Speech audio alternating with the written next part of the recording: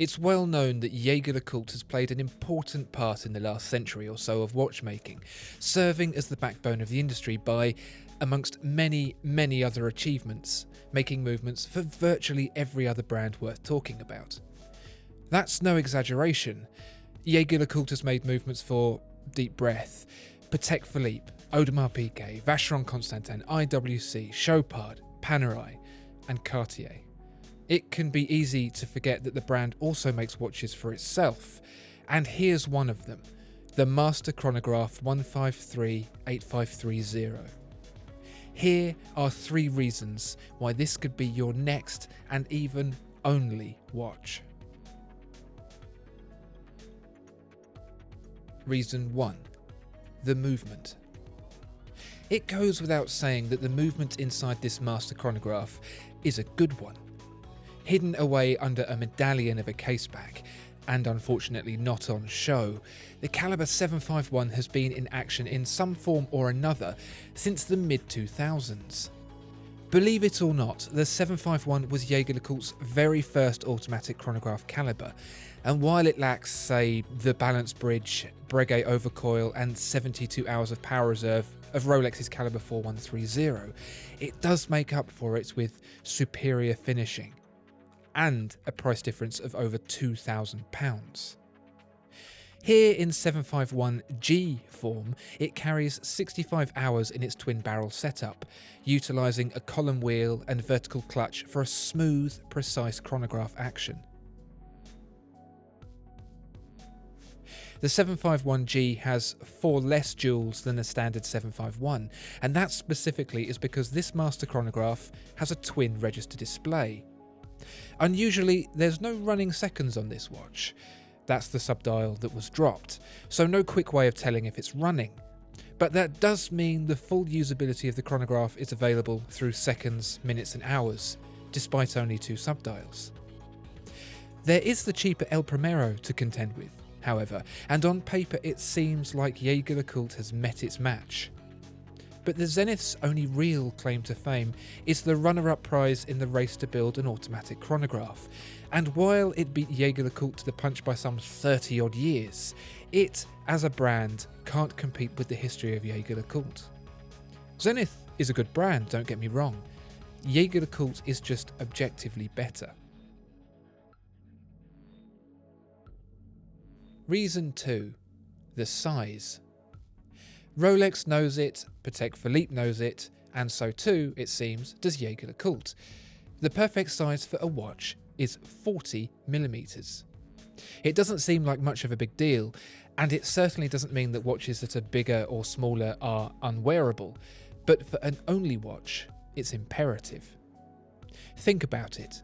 The smallest diameter considered wearable by the average man with the average wrist size is about 36mm, a Rolex Explorer, say. The largest is around 44mm, give or take, like a Panerai Luminor. Smack in the middle is the Master Chronograph. Of course, if you're built like the mountain's bigger brother and you've got wrists like a commercial jet fuselage, your mileage will vary.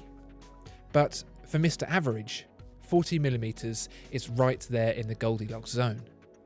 But there's more to it than just the diameter. It's all about the ratios.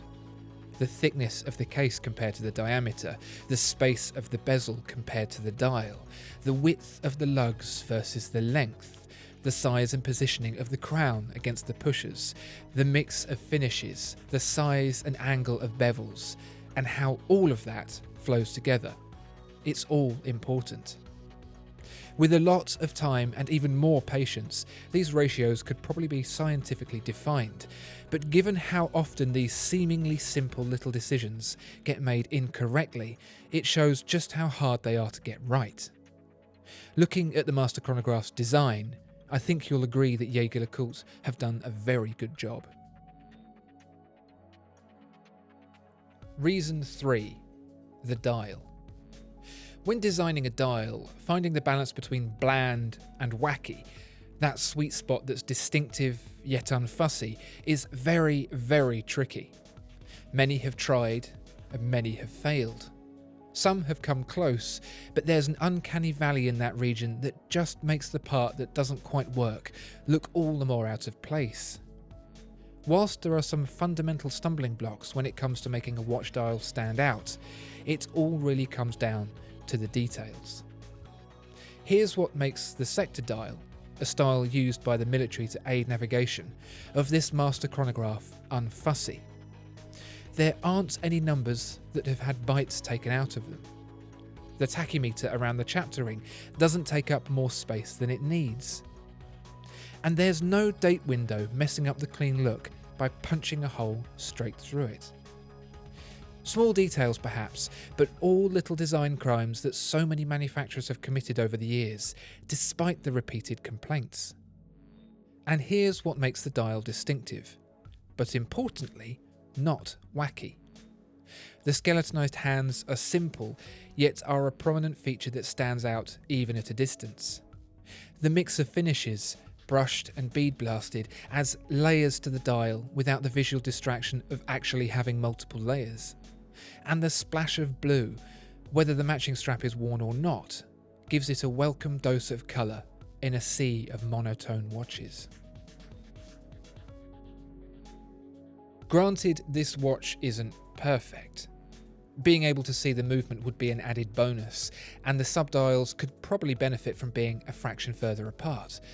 But at this price point, there's little else that offers the same distinction and roundedness in design, coming from a brand with as much history as Jaeger-LeCoultre. It captures that vintage essence that's so appealing without resorting to outright mimicry, and simultaneously manages to look crisp and modern, carrying its own identity.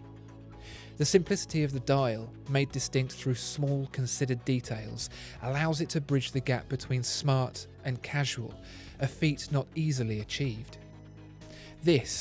All this, is why the Master Chronograph could plausibly be considered for the role of only watch. What do you think?